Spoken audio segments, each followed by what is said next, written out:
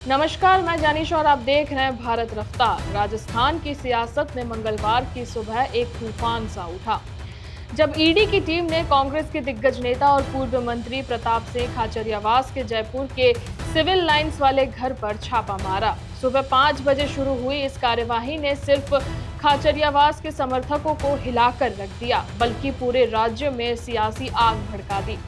ED की इस red पर खाचरियावास ने बीजेपी पर सीधा हमला बोला और चेतावनी दी कि सत्ता की हनक दिखा रहे हो, लेकिन याद रखो जब राहुल गांधी सत्ता में आएंगे तब बीजेपी को इसका जवाब देना पड़ेगा।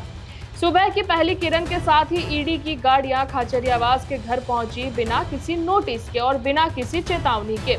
बस तलाशी का सिलसिला शुरू हुआ। सूत्रों के मुताबिक ये रेड 2,850 करोड़ रुपए के कथित पर्ल एग्रो कॉरपोरेशन लिमिटेड घोटाले से जुड़ी हुई है कि जिसमें खाचरियावास का नाम सामने आया है।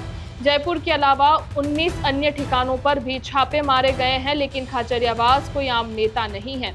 जयपुर की मालवीय नगर सीट से 4 बार विधायक रह चुके हैं। अशोक गहलोत सरकार में परिवहन और खाद्य आपूर्ति जैसे बड़े मंत्रालय संभालने वाले ये शख्स कार्यकर्ताओं में शेर की तरह जाने जाते हैं। उनकी बुलंद आवाज और बेबाक अंदाज ही बीजेपी को खटकता है, ऐसा उनके समर्थकों का कहना है। जैसे ही रेड की खबर फैली, खाचरियावास के समर्थक सिविल लाइंस की सड़कों पर उमड़ पड़े और बीजेपी मुर्दाबाद के नारे गूंज उठे। पुलिस से तीखी बहस हुई, माहौल गर्म था, लेकिन खाचरियावास ने खुद बाहर आकर समर्थकों को शांत किया। फिर माइक थामा और जो कहा वो बीजेपी के लिए सीधा चैलेंज था। मैंने कुछ गलत नहीं किया है, ईडी को जो करना है कर ले, लेकिन बीजेपी को ये ठेकड़ी याद रखनी चाहिए। सत्ता हमेशा एक की नहीं रहती है। राहुल गांधी जब सत्ता में आएंगे तब बीजेपी की हर कार्यवाही का हिसाब होगा।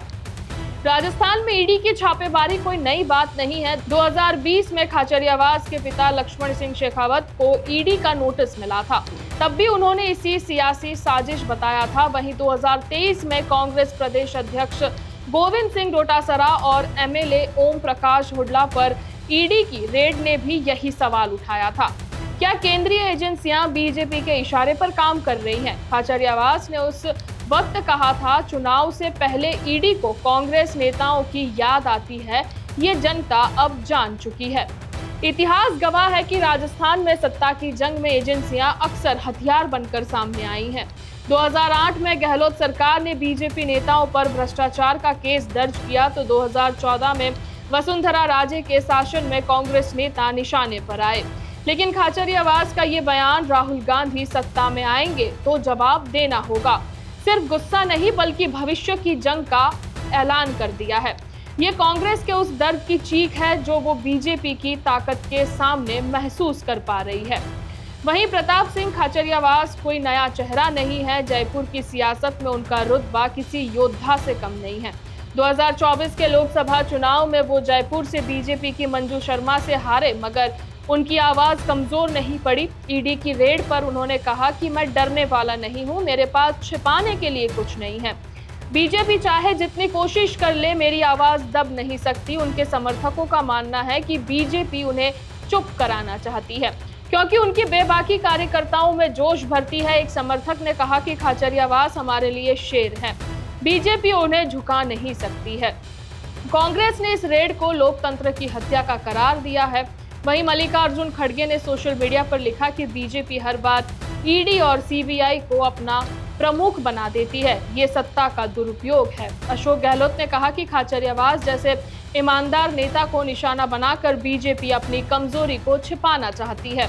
उधर बीजेपी ने पलटवार किया। बीजेपी नेता ने कहा, अगर खाचरियावास निर्दोष है तो डर क्यों रहे हैं? ईडी स्वतंत्र है, उसे अपना काम करने दें। लेकिन सवाल वही है, क्या ये स्वतंत्रता है या सियासी हथकंडा?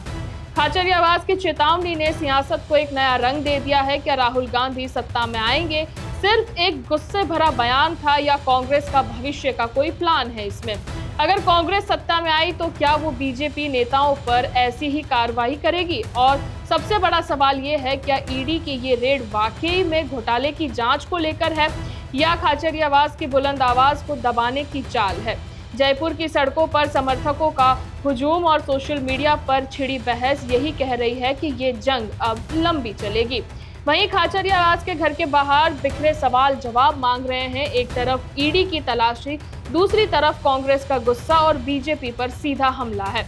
खाचरियावास ने जो चेतावनी दी है वो सिर्फ जयपुर की गलियों तक ही नहीं रुकेगी, ये दिल्ली की सत्ता के गलियारों में भी गूंजेगी। आप क्या कहते हैं? क्या खाचरियावास की ये हुंकार बीजेपी को हिला पाएगी या ये सियासत का एक और शोर बनकर ही रह जाएगी?